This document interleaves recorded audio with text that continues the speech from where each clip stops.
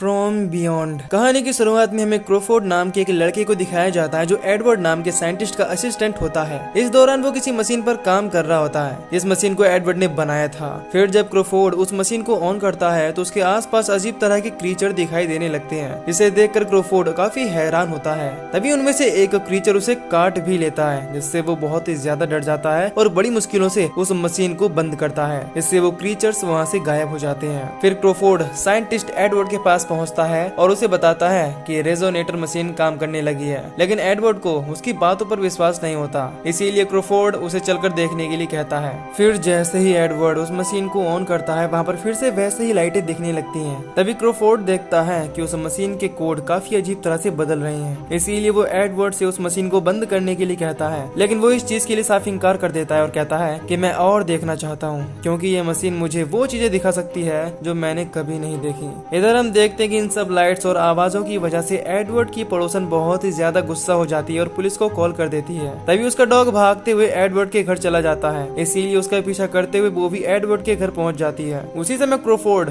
वहां से भागने की कोशिश करता है, जिससे वो पड़ोसन भी बहुत ही ज्यादा डर जाती है और चिल्लाते हुए बाहर भागती है। फिर क्रोफोर्ड जैसे ही बाहर आता है, वहाँ पर पुलिस ऑफिसर्स भी पहुंच जाते हैं जो उसे अरेस्ट कर लेते हैं। इधर हम देखते हैं कि एडवर्ड बहुत बुरी तरह से मारा जा चुका है। फिर हमें पागल खाने का सीन दिखाया जाता है, जहाँ पर ऑफिसर जॉर्डन डॉक्टर ब्लोच को डॉक्टर कैथरीन से मिलवाता है, जो एक साइकियाट्रिस्ट है। यहाँ पर हम देखते हैं कि वो दोनों ही एक दूसरे को बिल्कुल भी पसंद नहीं करती। फिर डॉक्टर ब्लोच कैथरीन को क्रोफोर्ड से मिलवाती है, तो वो उससे एडवर्ड की रिसर्च का पर्पस पूछती है। अब क्रोफोर्ड बताता है कि वो मशीन रेजोनेट वाइब्रेशन की हेल्प से इंसान के तीसरे नेत्र को खोल देता है। इससे इंसान के महसूस करने वाले बॉडी पार्ट्स बहुत ही अलग तरह से काम करने लगते हैं। लेकिन कैथरीन को इस बात पर विश्वास नहीं होता, इसीलिए वो समझाता है कि ये बिल्कुल सच है, क्योंकि ये कोई थ्योरी नहीं है, बल्कि हमने इस पर रिसर्च की है। फिर जब वो रिसर्च के बारे में पूछती है, तो क्रोफोर्ड बताता है कि हमें क्रीचर दिखाई देने लगे जो हवा में तैर रहे थे। यहाँ पर हमें पता चलता है कि वो क्रीचर हमेशा इंसानों के आसपास ही रहते हैं, लेकिन बिना रेजोनेटर उन्हें ना तो हम देख सकते हैं और ना ही वो हमें। इसी वजह से मैंने उस मशीन को नष्ट कर दिया। इस समय क्रोफोर्ड किसी चीज के आने के बारे में भी बताता है, जिसने एडवर्ड का सर काट दिया था। इसके बाद कैथरीन डॉक्टर ब्लोच से क्रोफोर्ड का सीटी स्कैन करने के लिए कहती है। अब इससे उसे पता चलता है कि क्रोफोर्ड की तीसरी आंख नॉर्मल लोगों से ज्यादा बड़ी है, जिससे उसे लगता है कि शायद क्रोफोर्ड पागल नहीं है। इसीलिए वो ऑफिसर जॉर्डन से अपनी निगरानी में क्रोफोर्ड को छोड़ने के लिए कहती है, जिससे वो ये प्रूव कर सके कि क्रोफोर्ड जो कुछ भी कह रहा है वो सच है। हालांकि डॉक्टर ब्लोच इस चीज के लिए मना करती है, लेकिन जॉर्डन कैथरीन को इस चीज की परमिशन दे देता है। फिर कैथरीन क्रोफोर्ड को अपनी रिसर्च फिर से स्टार्ट करने के लिए कहती है, लेकिन वो इस चीज के लिए साफ इनकार कर देता है। इस बात पर कैथरीन कहती है कि या तो तुम उस मशीन को ठीक करके अपनी रिसर्च को प्रूव करो, या फिर हमेशा के लिए यहाँ पर बंद रहो। इससे क्रोफोर्ड मजबूरन इस चीज के लिए तैयार हो जाता है। फिर वहाँ पर सार्जेंट बूबा आता है, जिसकी निगरानी में सारे काम होने वाले थे। इसके बाद वो सब मिलकर एडवर्ड के घर पहुँचते हैं। इस दौरान क्रोफोर्ड बहुत ही ज्यादा डर रहा होता है, और क्योंकि घर में लाइट नहीं थी, इसीलिए बूबा और कैथरीन मेन स्विच ऑन करते हैं। अब उन्हें वहाँ पर एक केबल का सेट दिखाई देता है, जिससे कैथरीन समझ जाती है कि वो केबल डायरेक्ट रेजोनेट से कनेक्ट है। फिर वो दोनों रेजोनेटर के पास पहुँचते हैं। तभी वहाँ पर मौजूद क्रोफोर्ड कैथरीन पर कुल्हाड़ी से अटैक करने की कोशिश करता है, लेकिन बूबा उसे पकड़ लेता है और कहता है कि तुमने ऐसे ही एडवर्ड को भी मार दिया होगा। इस पर वो कहता है कि मैं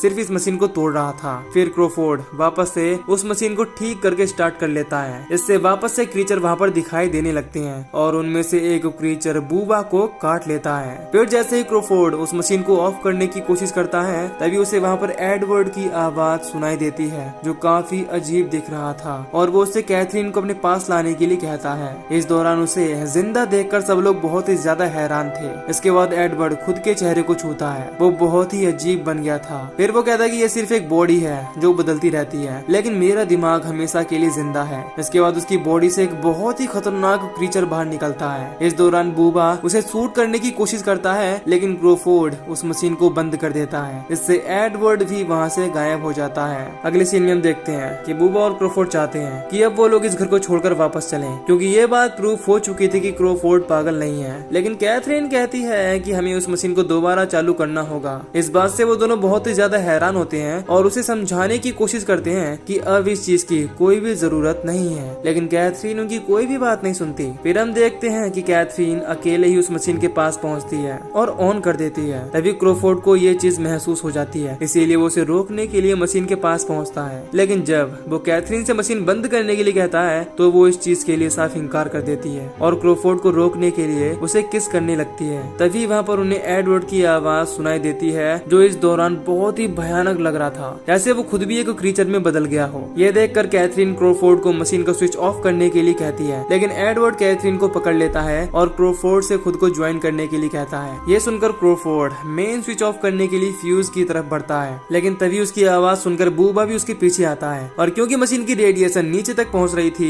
इसीलिए वहाँ पर भी उन्हें एक बहुत ही खतरनाक भयानक क्रीचर दिखाई देता है। इधर एडवर्ड कैथरीन को फिजिकली टॉर्चर कर रहा था। इसके बाद वो एक क्रीचर में बदल जाता है और कैथरीन को खाने की कोशिश करने लगता है। फिर क्रोफोर्ड जब उस क्रीचर से बचते हुए फ्यूज के स्विच को ऑफ करने की कोशिश करता है तो वो क्रीचर उसे खाने लगता है। ये देखकर बूबा केबल को खींचकर मशीन को बंद कर देता है। इससे कैथरीन और क्रोफोर्ड दोनों ही बच जाते हैं, लेकिन इस दौरान क्रोफोर्ड की हालत बहुत ही ज्यादा खराब हो गई थी। इसके बाद कैथरीन उस मशीन की सारी केबल निकाल देती है, इससे वो दोबारा स्टार्ट ना हो, क्योंकि उसे एहसास हो गया था कि वो मशीन बहुत ही ज्यादा खतरनाक है। फिर वो बूबा से कहती है कि मुझे लग रहा था कि मैं उस मशीन को कंट्रोल कर पाऊंगी, लेकिन मैं गलत थी। अब बूबा उससे कहता है कि ये मशीन हमें चेंज कर रही है, जो कि सही नहीं है। लेकिन इतना सब होने के बावजूद भी कैथरीन कहती है कि मुझे अकेले वो मशीन स्टार्ट नहीं करनी चाहिए थी, इसीलिए अब हम सब मिलकर उस मशीन को स्टार्ट करेंगे और हम में से एक स्विच के पास ही खड़ा रहेगा। इससे क्रीचर्स के आते ही हम उस मशीन को बंद कर दें। इस दौरान बूबा उसे फिर से रोकने की कोशिश करता है और कहता है कि तुम कपड़े पहनकर तैयार हो जाओ, हम यहाँ से निकलने वाले हैं। लेकिन अब कहीं ना कहीं कैथरीन पूरी तरह से उस मशीन के कंट्रोल में आ चुकी थी। वो किसी तरह से उस मशीन से ऑब्सेस हो चुकी थी या उसका कोई और ही मकसद था। खैर इसके बाद हम देखते हैं कि वो अजीब से कपड़े पहनकर बूबा का ध्यान भटकाने लगती है। उसी समय हम देखते हैं कि केबल में खुद ब खुद करंट फ्लो होने लगता है, जिससे वो मशीन स्टार्ट हो जाती है। तभी क्रोफोर्ड की नींद खुल जाती है और वो बताता है कि रेजोनेटर फिर से स्टार्ट हो चुका है। हालांकि बूबा वहां पहुंचकर उसे बंद करने की कोशिश करता है, लेकिन वो इस चीज में नाकाम रहता है। तभी कैथरीन और क्रोफोर्ड भी वहां पर पहुंच जाते हैं, जो मशीन को बंद करने की कोशिश करते हैं, लेकिन उससे पहले ही उन पर बहुत सारी मधुमक्खियां अटैक कर देती हैं। ये देखकर बूबा कुल्हाड़ी से केबल को काटने की कोशिश करता है, लेकिन केबल के कटने के बावजूद उसमें करंट फ्लो हो रहा था। इसीलिए बूबा अपने पास मौजूद टॉर्च से उन मधुमक्खियों को डिस्ट्रैक्ट करता है और फिर टॉर्च को दूर फेंक देता है, पर उसकी रोशनी बूबा के ऊपर रिफ्लेक्ट करती है। इससे सारी मधुमक्खियां उस पर अटैक कर देती हैं और देखते ही देखते उसे पूरी तरह से खा जाती हैं। ये देखकर कैथरीन काफी दुखी होती है। तभी उन्हें वहाँ पर एडवर्ड दिखाई देता है, जो पूरी तरह से क्रीचर बन चुका था। फिर वो कैथरीन को पकड़ लेता है। इस दौरान वो क्रोफोर्ड की भी तीसरी आंख निकाल देता है, जिससे वो भी उसके कंट्रोल में हो जाता है। फिर एडवर्ड कैथरीन को भी अपनी तरफ खींचने लगता है। तभी कैथरीन के हाथ एक सिलेंडर लग जाता है। वो उस सिलेंडर की मदद से मशीन को पूरी तरह से ढक देती है। इससे एडवर्ड वहाँ से गायब हो जाता है। इस बात से कैथरीन काफी खुश होती है। इसके बाद क्रोफोर्ड को हॉस्पिटल ले जाया जाता है, जहाँ पर डॉक्टर ब्लोच उसके माथे से वो तीसरी आंख निकालने की कोशिश करती है। हालांकि पहले तो वो इस चीज में नाकाम रहती है, तभी वो आंख खुद ब खुद बाहर आ जाती है। इसे देखकर डॉक्टर काफी हैरान होती है, लेकिन उसके देखते ही देखते वो आंख फिर से अंदर चली जाती है। तभी डॉक्टर को पता चलता है कि पुलिस ऑफिसर उससे मिलने के लिए आए हैं, इसीलिए वो क्रोफोर्ड को वैसे ही छोड़कर पुलिस ऑफिसर के पास पहुंचती है। अब ऑफिसर जॉर्डन उससे कहता है कि कैथरीन बहुत ही अजीब तरह की कहानी सुना रही है, जिससे मुझे लगता है कि वो पागल हो गई है। इस पर डॉक्टर इस चीज के लिए एग्री करती है और कहती है कि आपको इसके कपड़े और हालत देखकर ही समझ आ रहा होगा कि ये पागल हो चुकी है। इस दौरान जब कैथरीन जॉर्डन से बात करने की कोशिश करती है कि तुम्हें एडवर्ड का बनाया हुआ रेजोनेटर नष्ट करना होगा, तो वो उस पर बहुत ही ज्यादा गुस्सा होता है और कहता है कि मैंने एक बार तुम्हारी बात सुनी और मेरा सबसे अच्छा आदमी मारा गया, इसीलिए अब मैं तुम्हें डॉक्टर ब्लोच की कस्टडी में छोड़कर जा रहा हूँ। फिर डॉक्टर ब्लोच कैथरीन को इलेक्ट्रिक शॉक देने के लिए कहती है। ये सुनकर कैथरीन वहाँ से भागने की कोशिश करती है, लेकिन वो इस चीज में नाकाम थी। इधर क्रोफोर्ड चुपचाप अपने रूम से बाहर आ जाता है, लेकिन इस दौरान उसकी तीसरी आंख बाहर थी,